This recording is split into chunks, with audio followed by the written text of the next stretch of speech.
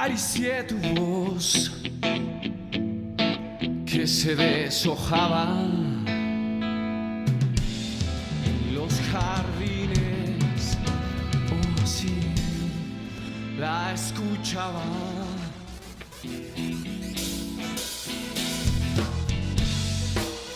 No se trata de mí, son pájaros en madrugada.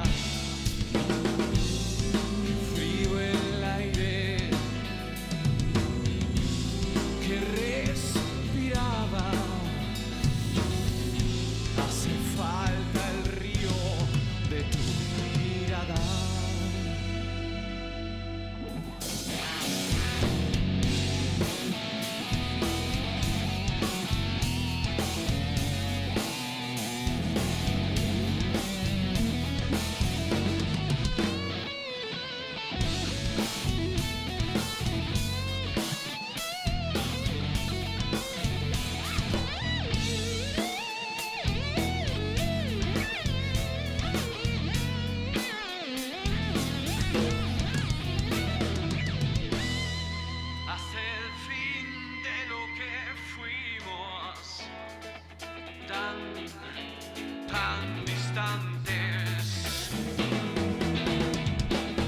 amargas, absurdas, es como queda en condición.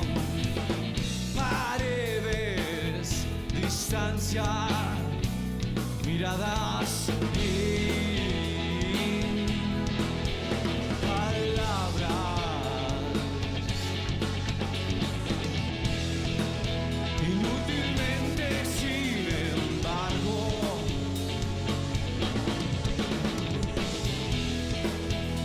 escuchar cantos, encuentros. Habito el bosque sin tus besos.